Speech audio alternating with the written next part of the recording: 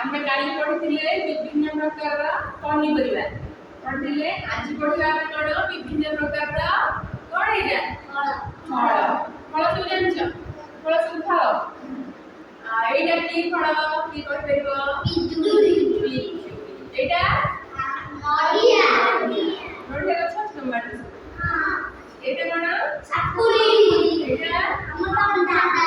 এইଟା ଲେମ୍ବୁ। ଲେମ୍ବୁ। କି ଲେମ୍ବୁ? କମଳା।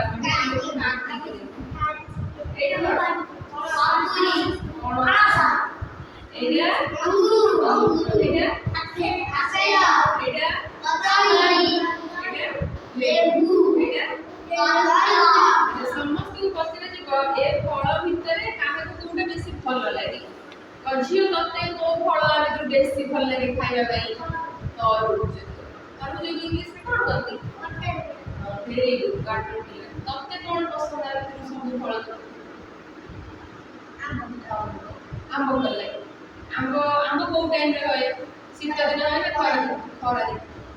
ଆମ୍ବ ତତେ ଭଲ ଲାଗେ। ଆମ୍ବକୁ ଇଂଲିଶରେ କଣ କହନ୍ତି? କଣ କହନ୍ତି? ଆମ୍ବକୁ ଇଂଲିଶରେ କଣ କହନ୍ତି? କାନୁ ତତେ କଣ ଭଲ ଲାଗେ? କଦଳୀ। କଦଳୀ ଇଂଲିଶରେ କଣ କହନ୍ତି? ବାନାନା। ବାନାନା ଖାଇବାକୁ ତତେ ଭଲ ଲାଗେ? ଠିକ ଅଛି। ତତେ କଣ ଭଲ ଲାଗେ? ମ୍ୟାଙ୍ଗୋ ଭଲ ଲାଗେ। ମ୍ୟାଙ୍ଗୋ ଖାଇବାକୁ ଭଲ ଲାଗେ। ମ୍ୟାଙ୍ଗୋ କୋଉ ସିଜିନରେ ହୁଏ? ସମର ସିଜିନ। ତତେ କଣ ଭଲ ଲାଗେ ରୁହି? ଆପେଲ ଭଲ ଲାଗେ। ଆପେଲ ଖାଇବାକୁ ଭଲ ଲାଗେ। ଆପେଲକୁ ଓଡ଼ିଆରେ କଣ କହନ୍ତି? ସେଓ। ସେଓ ଖାଇବାକୁ ଭଲ ଲାଗେ। ତାହେଲେ ତମକୁ ସବୁ ଭଲ ଲାଗେ। ମୁଁ ସବୁ ଯାହା ଡାକିବି ସେ ପଟଟା ବସିକି ଚିହ୍ନେଇ ଦେବ।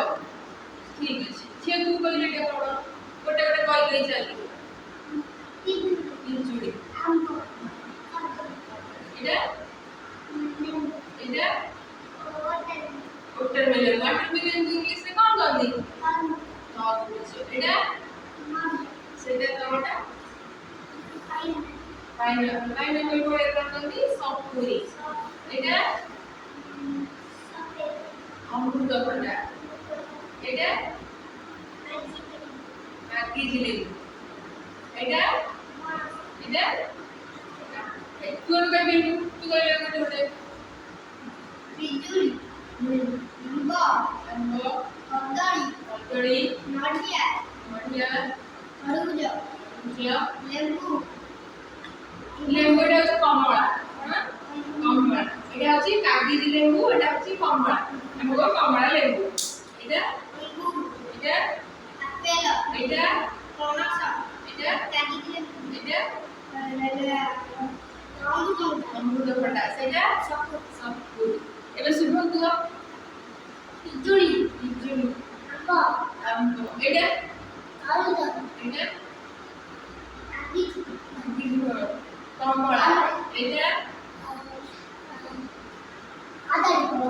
ଏଇଟା କଦଳୀ ଚିହ୍ନି ପାରୁନ? ଏଇଟା ପଣସ କି ପଣସ? ଏଇଟା କଞ୍ଚା ନା ପାଚିଲା? ଏଇଟା କି ଲେମ୍ବୁ?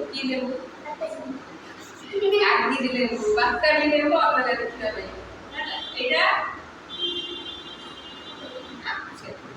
କାନୁ ବୁଝିପାରୁଛ? କାନୁ ପିଜୁଳି। ଆମ୍ବ। କଦଳୀ। ନଡ଼ିଆ।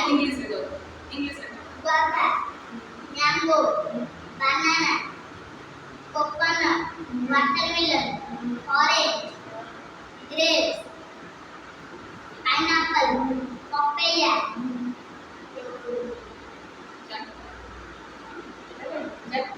jackfruit,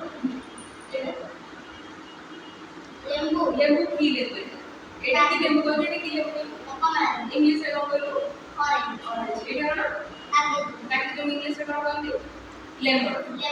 এটা আপেল। ଏବେ ରୁହି କହ ତୁ ଓଡ଼ିଆରେ କହ। এটা କଣ? ପିଜୁଳି। ଆଚ୍ଛା এটা ଆମ୍ବ। এটা ବାନାନା। এটা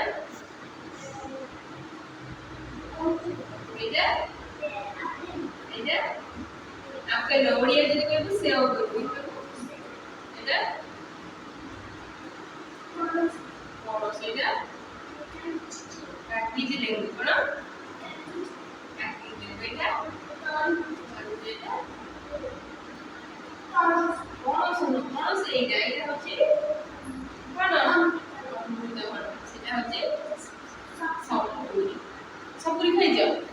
କୋଉ ଦିନ କୋଉ ଟାଇମରେ ହୁଏ? ଖରା ଦିନେ ଆମ୍ବ ପଣସ ସପୁରୀ ଏସବୁ ପାଚେ। ହଉ ଠିକ ଅଛି, ତାହେଲେ ବିଭିନ୍ନ ପ୍ରକାର ଫଳ ପଡିଲା ହେଲା, ବୁଝିପାରିଲେ ସମସ୍ତେ? ଠିକ।